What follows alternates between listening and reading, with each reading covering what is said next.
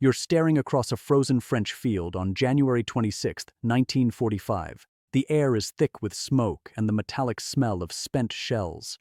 Your ears are ringing from artillery that's been hammering your position for the last hour. Around you, your company is falling apart. Men you fought beside for months are either dead, dying, or retreating through the snow, leaving red trails behind them.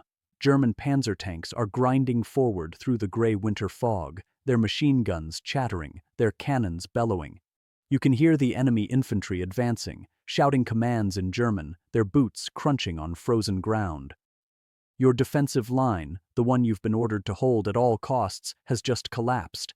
The battle is over, you've lost. And then you look down at your leg and realize you've been shot. Blood is soaking through your uniform, warm against the freezing air. Any rational person would call for a medic, would retreat with the others, would accept that this fight is finished. But you're not any rational person. You're Audie Murphy, and you're about to do something so insane, so impossibly brave, that 70 years later, people will still struggle to believe it actually happened. Let's go back to the beginning, because the most remarkable thing about Audie Murphy isn't just what he did on that frozen January day, it's that he was never supposed to be there at all. Picture a scrawny kid from rural Texas, 5 foot 5 inches tall if he stood up real straight, barely weighing 100 pounds soaking wet. This is Audie Leon Murphy in 1941, and he's got a problem. Actually, he's got several problems. He's dirt poor, having grown up during the Depression in a family so broke they sometimes didn't know where their next meal was coming from. His father abandoned the family when Audie was young, leaving him to help his mother raise his younger siblings by picking cotton and doing whatever farm work he could find. When his mother died, Audie was just 16 years old and suddenly responsible for keeping his brothers and sisters alive. Then, Pearl Harbor happened, December 7th, 1941. The Japanese attack that pulled America into World War II ignited something in young Audie Murphy. Like millions of other Americans, he wanted to serve, wanted to fight, wanted to do his part. There was just one tiny problem. Nobody wanted him. You have to understand how humiliating this was. Murphy tried to join the Marines. They took one look at this baby-faced teenager who looked about 12 years old and laughed him out of the recruiting office. He tried the paratroopers. Same result. He tried the Navy. Rejected. Too young, they said. Too small. Too frail. You'll get killed in basic training, kid. Go home. But Audie Murphy had spent his entire life being underestimated, being told he was too small, too poor, too young for whatever he wanted to do, and his entire life he'd found a way around those obstacles. So he did what desperate people do. He lied. With help from his sister, Murphy doctored his birth certificate, making himself old enough to meet the Army's age requirements. In June of 1942, the United States Army finally, reluctantly, accepted him. The recruiting sergeant probably thought he was doing the kid a favor, figuring Murphy would spend the war typing reports in some office stateside. Nobody, and I mean nobody, could have predicted that this skinny teenager would become the single most decorated American combat soldier of the entire Second World War. But we're getting ahead of ourselves. By January of 1945, Murphy wasn't a scared kid anymore. He was a second lieutenant in Company B, 15th Infantry Regiment, 3rd Infantry Division. He'd already fought his way through Sicily, where he'd killed his first German soldiers and realized he had an almost supernatural talent for combat. He'd survived the landing at Anzio, one of the bloodiest campaigns in Italy, where Allied forces were nearly pushed back into the sea. He'd fought through southern France after the Operation Dragoon landings, and with each battle, with each close call, with each friend who died beside him, Murphy had transformed from that skinny Texas farm boy into something else entirely, something harder, something more dangerous. His superiors noticed. The men he led noticed. Murphy had a gift for reading the battlefield, for knowing instinctively where the enemy was and what they were going to do next. He moved like a ghost under fire, seeming to anticipate incoming artillery before it landed. And when he fired his weapon, men died. But by early 1945, even Murphy's extraordinary luck and skill were being tested by what the Allies called the Colmar Pocket. Imagine a stubborn infection that won't go away. That's what the Colmar Pocket was. By the beginning of 1945, the Allies had liberated most of France. Paris was free. The German army was in retreat across Europe. Victory seemed inevitable, just a matter of time. But along the Rhine River in eastern France, the Germans still held a bulge of territory they absolutely refused to give up. This wasn't some strategic masterpiece. It was pure Hitler stubbornness. The Führer had ordered the troops holding the Colmar pocket to fight to the last man, to hold that ground no matter the cost. And unfortunately for the Allies, the Germans defending the pocket were really good at their jobs. These weren't green recruits or old men scraped from the bottom of the barrel. Elements of the 2nd Mountain Division held key positions, veterans who'd survived the brutal Eastern Front fighting against the Soviets. They knew how to defend.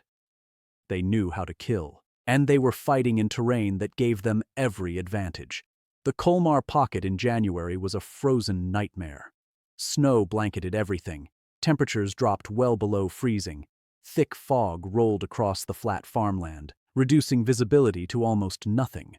Perfect weather for ambushes, perfect terrain for the defenders, absolutely miserable for anyone trying to attack. On January 26th, Murphy's unit received orders that probably made his stomach sink.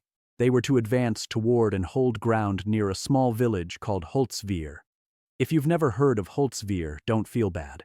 Before that day, it was completely unremarkable, just another tiny French farming village surrounded by flat fields and drainage ditches. The kind of place you'd drive through without noticing. But in war, the most unremarkable places often become the settings for the most remarkable events.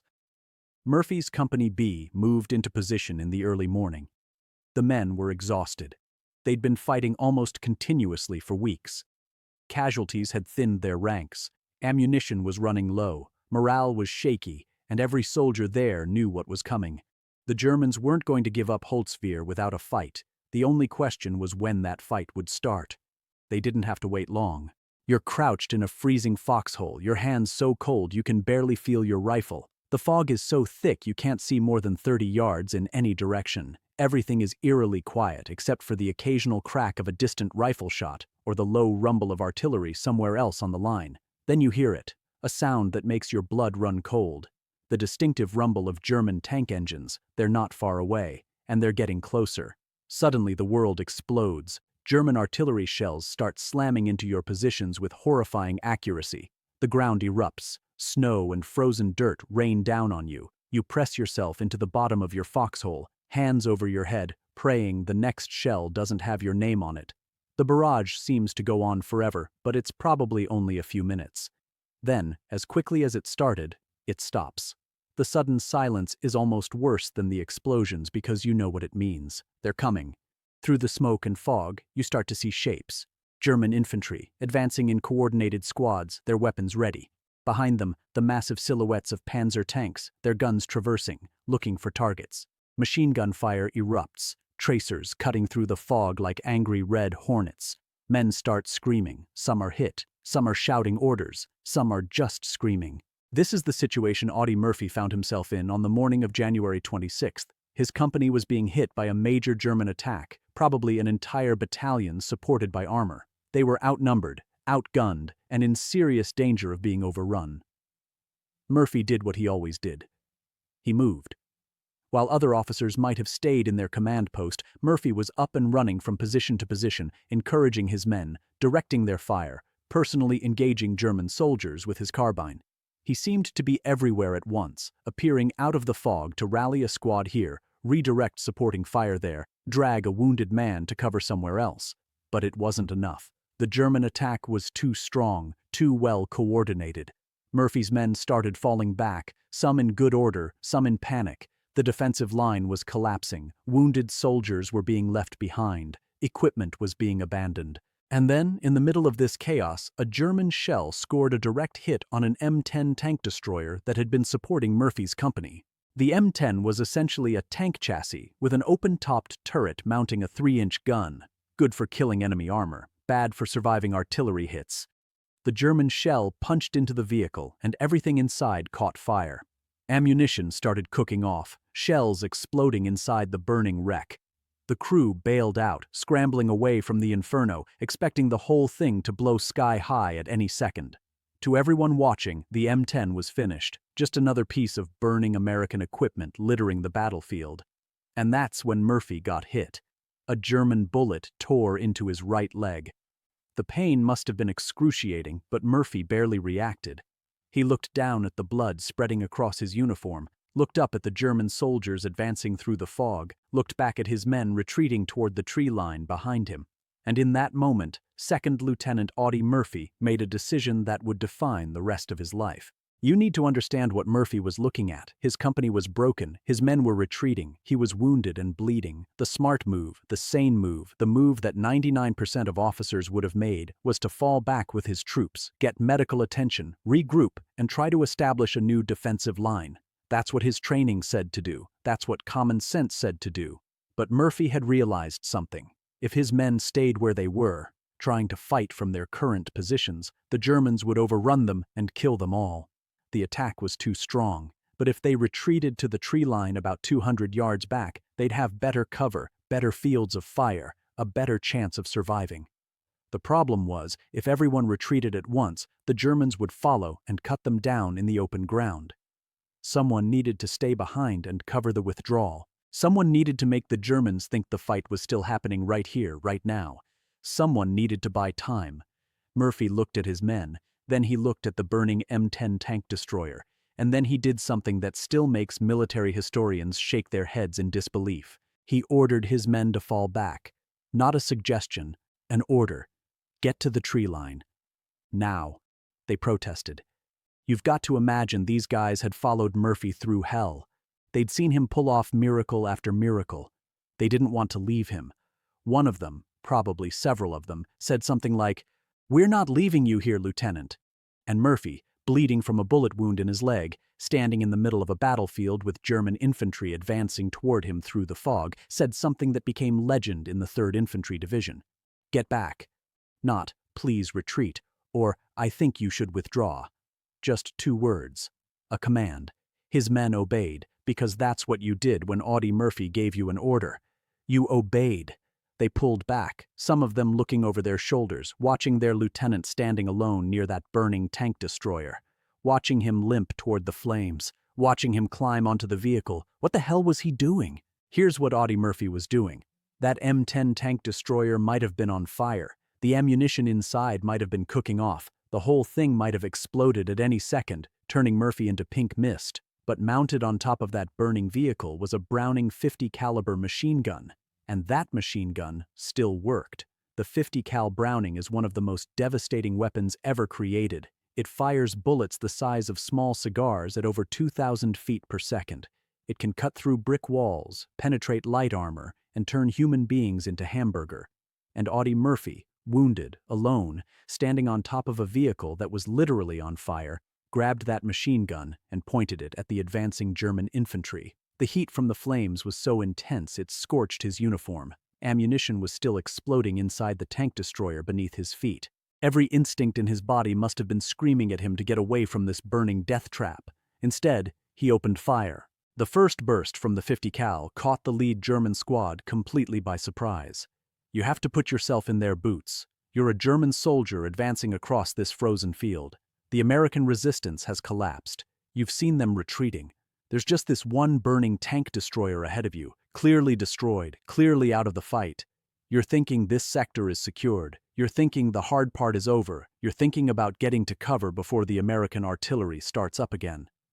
And then, that burning tank destroyer suddenly comes alive and starts spitting fire.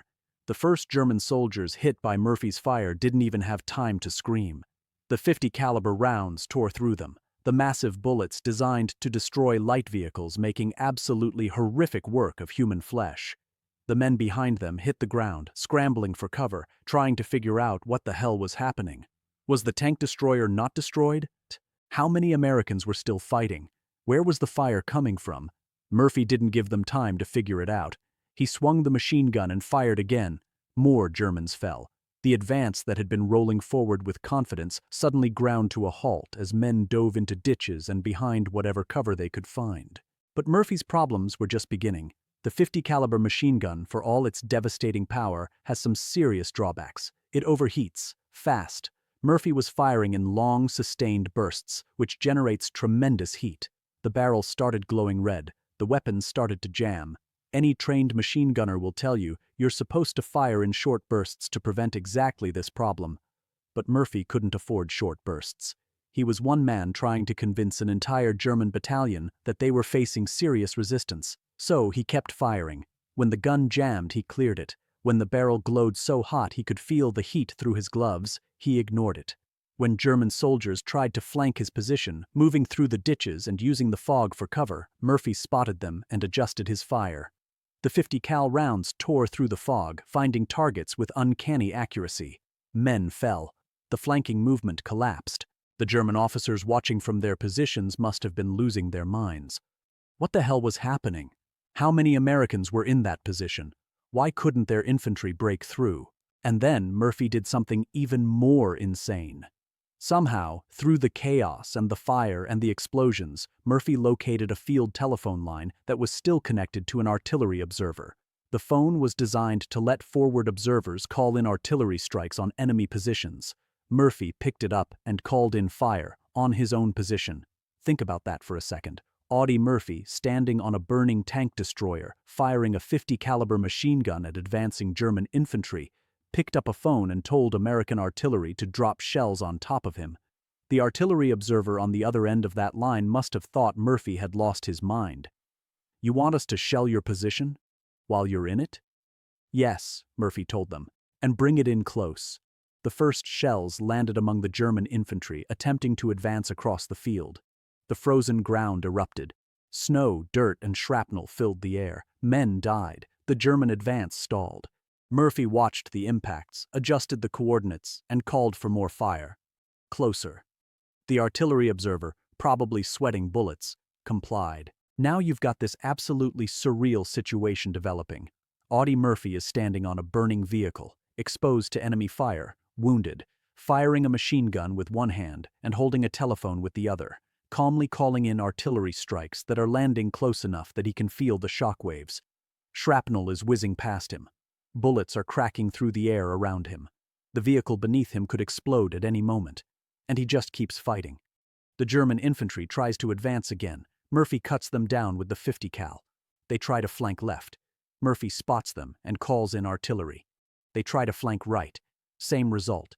For nearly 1 full hour, this continues. One man alone holding off what military historians estimate was at least a company-sized German assault, probably closer to battalion strength. At one point, a German squad got close enough that Murphy could clearly see their faces. He fired the 50 cal point blank. None of them survived. The psychological effect on the German attackers cannot be overstated. They'd started this assault confident, having already broken the American line, expecting to sweep through and secure the sector. Instead, they were being absolutely shredded by what they must have thought was a heavily defended position. Their officers tried to rally them. Murphy killed the officers. They tried to coordinate their attacks. Murphy disrupted them with precisely called artillery. They tried to simply overwhelm the position with numbers. Murphy and his machine gun cut them down. At least one entire German platoon was effectively destroyed. Other units broke and ran. The Panzer tanks, which should have been able to roll right over Murphy's position, actually reversed and pulled back, unwilling to advance into what they perceived as a prepared kill zone. The attack that was supposed to crush the American flank, that was supposed to give the Germans a significant tactical victory, simply fell apart. And then, finally, after what must have felt like an eternity, the German assault ended. The surviving enemy soldiers withdrew, pulling back into the fog, dragging their wounded with them, leaving their dead behind. The battlefield went quiet except for the crackle of flames and the moans of wounded men. And only then, only after the Germans were gone, did Audie Murphy climb down from the burning tank destroyer. His uniform was scorched black in places from the heat. His leg was still bleeding badly from the gunshot wound. His hands were burned from the overheated machine gun. He was probably in shock, running on pure adrenaline. Any normal person would have collapsed right there, would have called for a medic, would have allowed themselves to be evacuated to a field hospital. Audie Murphy limped back to his men in the tree line, got a situation report, and then led a counterattack to retake the positions they'd lost earlier. Let that sink in. After standing alone for an hour on a burning tank destroyer, wounded, fighting off an entire German assault, Murphy didn't rest. He didn't seek medical attention. He reorganized his men and attacked. They recaptured the lost ground. They secured the sector. Only later, when the immediate tactical situation was stabilized, did Murphy finally allow himself to collapse. The medics who examined him later said he should not have been standing, let alone fighting.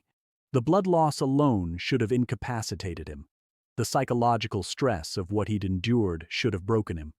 But there's this thing about Audie Murphy, this quality that everyone who served with him recognized, but nobody could quite define.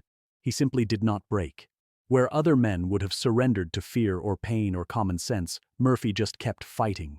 The Medal of Honor citation for Murphy's actions at Holtzwihr reads like something out of a fictional war story. It describes his indomitable courage and his refusal to give an inch of ground and his complete disregard for his own safety.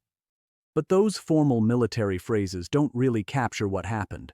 What happened was a 19-year-old kid from Texas who'd grown up so poor he didn't always have shoes, who'd been rejected by every military branch before the army reluctantly took him, who everyone thought was too small and too young and too weak, stood up when everyone else had fallen back and single-handedly stopped a major German assault by making them believe the fight was over and then unleashing absolute hell when they let their guard down. The Germans thought they'd won. They thought the American position was broken. They thought that burning tank destroyer was just another wreck on a battlefield full of wrecks. And that miscalculation cost them dozens of lives and a major tactical objective. Murphy's Medal of Honor was just the most famous of his decorations. By the time World War II ended, he had earned 33 military decorations from the United States and France, including every major U.S. combat award for valor. He became the most decorated American soldier of the war, a title he still holds. The skinny kid who was too small to serve became the living embodiment of American fighting spirit. But here's the thing they don't always tell you in the heroic war stories. Audie Murphy didn't come home whole. How could he? You don't stand on a burning tank destroyer calling in artillery on your own position and walk away without scars. Most of Murphy's scars weren't visible. After the war, Murphy became a movie star, trading on his fame and his boy-next-door looks. He starred in over 40 films, including playing himself in To Hell and Back, the movie adaptation of his autobiography. He was handsome, charming, and successful. America loved him. And every single night, Audie Murphy slept with a loaded pistol under his pillow. He suffered from what we now call post-traumatic stress disorder, though in the 1950s they didn't have a name for it. Murphy had crippling nightmares about the war. He couldn't sleep without a weapon nearby. He would wake up in the middle of the night, confused about where he was, sometimes believing he was back in combat. He struggled with anger, with depression, with survivor's guilt over all the men who hadn't come home. And unlike many veterans of his generation, Murphy was actually willing to talk about it. He spoke publicly about his struggles, advocating for better treatment for veterans dealing with psychological trauma. In an era when men were expected to just tough it out and not complain about mental health issues, Murphy's honesty was revolutionary. He probably saved lives by helping other veterans realize they weren't alone, that even war heroes struggled with what they'd experienced. On May 28, 1971, Audie Murphy died in a plane crash near Catawba, Virginia. He was only 45 years old. The small private plane he was traveling in flew into a mountain during bad weather, killing Murphy and everyone else on board. He was buried at Arlington National Cemetery with full military honors. For years after his death, his grave was the second most visited in Arlington after President John F. Kennedy's. People who'd never known him personally came to pay their respects to the small-town Texas boy who became a legend. But I think what's most important about Audie Murphy's story isn't the medals, or the movies, or even that incredible hour at Holtzwihr. It's what his life says about human potential and the danger of underestimating people. Every recruiter who looked at Murphy and saw someone too small, too young, too weak was making a judgment based on appearances. They were probably good recruiters doing their jobs, using the best information they had, and they were completely, utterly wrong. Murphy proved that courage isn't about size. It's not about looking the part or fitting the mold. It's about what you do when the moment comes, when the easy choice is to quit and the hard choice is to stand and fight. On January 26, 1945, Audie Murphy had every excuse to withdraw. He was wounded. His position was collapsing. He was outnumbered and outgunned. Nobody would have blamed him for pulling back with his men. Instead, he climbed onto a burning tank destroyer and decided that the Germans would have to go through him if they wanted that ground. And they couldn't. One man, refusing to quit, changed the outcome of an entire battle. That's not superhuman. That's human at its absolute best. That's someone who looked at an impossible situation and said, "Not today." So the next time you're facing something that seems impossible, something where everyone is telling you you're too small or too young or too inexperienced or just not enough, remember the skinny kid from Texas who was rejected by every military branch and then became the most decorated American soldier in history. Remember the wounded lieutenant who stood alone on a burning tank destroyer and stopped an entire German assault by pretending the fight was over and then proving it had just begun. Remember Audie Murphy, who showed us that the size of your courage matters a hell of a lot more than the size of your body. And if this story of impossible bravery and refusing to quit resonated with you, do me a favor. Hit that like button. Drop a comment below telling me about a time you refused to back down when everyone counted you out.